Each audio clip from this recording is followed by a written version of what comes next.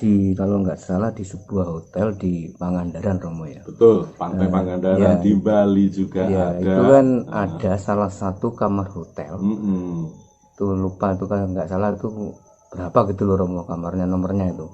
Itu kan ada sebuah kamar yang didesain itu semuanya itu kan warnanya hijau semua. Juga ada apa itu ada kasurnya, terus ada tempat sesaji. Lah itu konon katanya tempat untuk sewaktu-waktu Kanjeng Ratu gitu. Nah niku pripun Romo nggih? Ya gini ya.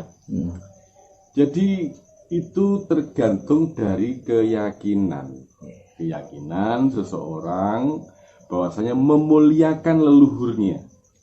Karena dia pada saat memuja, dia menginginkan ketemu oleh sosok itu, maka sosok itu muncul. Nah, di tempat itu dia membuat suatu tugu peringatan agar nanti anak cucunya bisa meneruskan atau paling tidak dititipi. Coba kamu rawat kamar itu. Ya seperti yang di hotel di Bali kan juga ada. Yang tempatnya Pak Karno itu ya. Iya betul Mbak. Itu. Nah, jadi yang namanya gaib itu ada Mas, memang benar ada. Tapi kembali tentang yang namanya Ratu Pantai Selatan sampai Rabi berturun-turun itu yang harus kita luruskan gitu. Berarti gini Romo ya, tidak menutup kemungkinan orang-orang yang punya kelebihan indera keenam itu bisa Romo ya untuk menemui Kanjeng Ratu. Tanpa indera keenam, Kanjeng Ratu itu dengan bermurah hati akan menemui setiap orang yang mau kepingin ketemu dengan beliau. Dengan catatan niatannya bersih, tanpa ada unsur duniawi dan tidak ada unsur kepentingan apa-apa. Dan saya belum pernah bertemu, tapi yang guru saya yang namanya Mbah Gustipar almarhum pernah ketemu.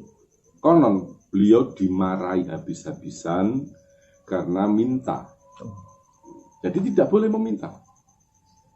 Karena sesungguhnya manusia lahir di dunia itu sudah mendapatkan jatahnya.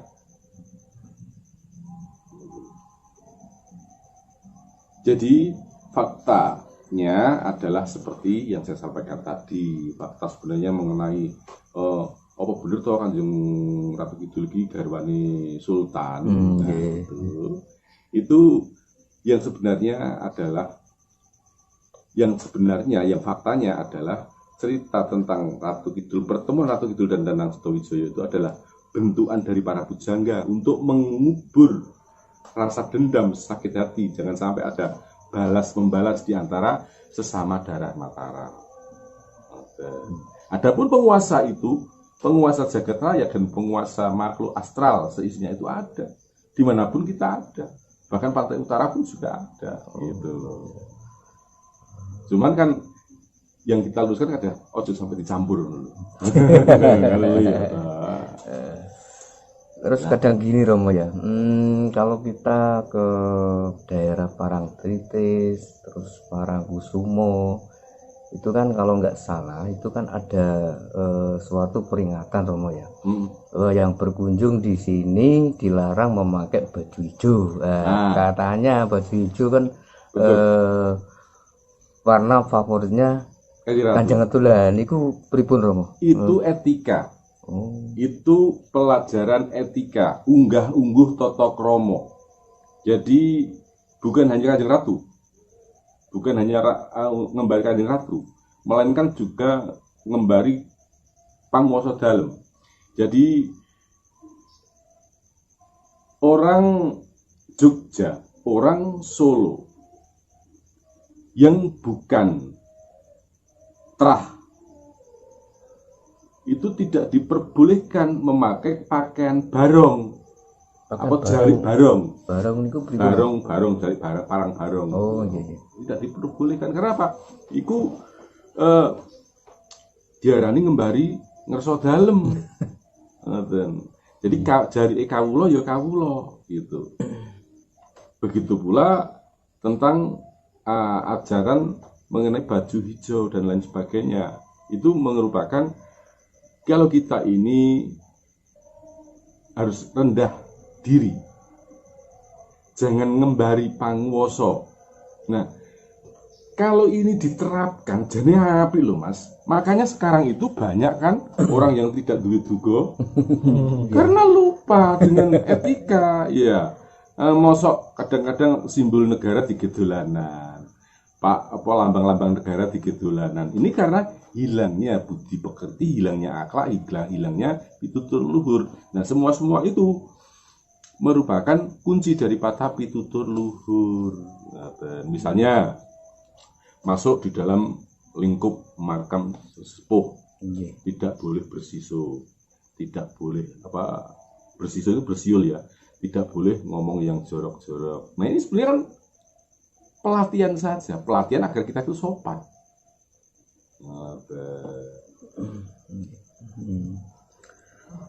Terus ini terkait itu Romo, ya rada menyimpang lah dari bahasan tadi Romo ya. Ini ada sebagian ini Romo ada yang mengatakan ya dari paranormal lah Romo, bisa dibilang orang spiritual. Nanti jika 3 gunung, misalkan kalau nggak salah itu Gunung Merapi, Gunung Lawu dan Gunung Bromo itu sudah meletus, nanti akan terjadi peradaban baru. Itu gimana Romo? Ya otomatis Thomas. Kita bicara tentang logika wae. Nek Gunung Merapi ku meledos kabeh ya, meletus semua. Yang terjadi apa? Bencana kan. Nah, kalau sudah bencana, yang terjadi apa? Tatanan baru, perombakan besar-besaran, pembangunan di sana sini, pembenahan di sana sini. Nah, yang orang tadinya tidak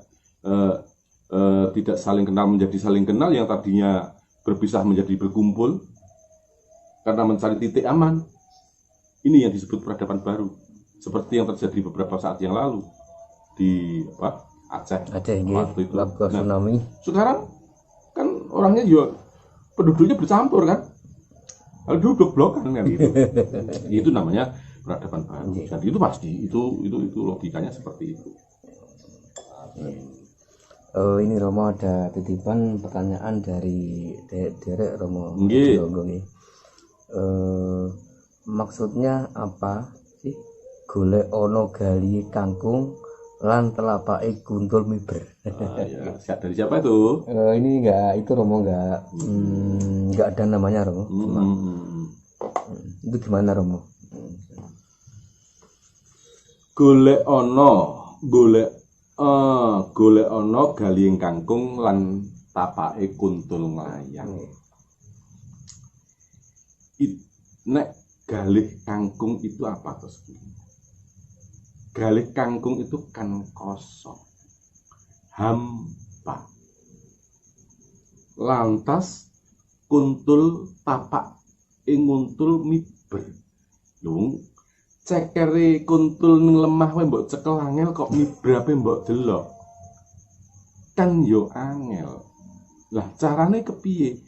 Maksudnya heningkan pikiranmu, kendalikan hati kamu, maka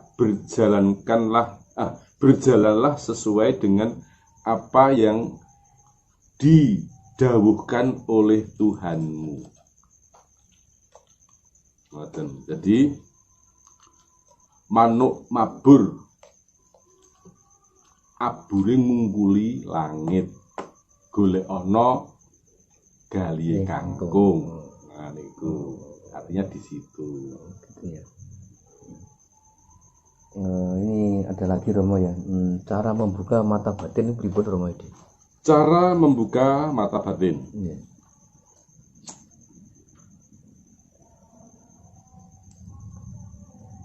Untuk menghidupkan kundalini itu tidak mudah. Dan menghidupkan mata batin itu juga butuh pelatihan.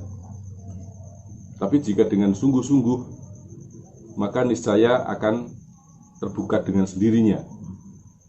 Cara latihan yang paling sederhana, mudah. Siapkan lilin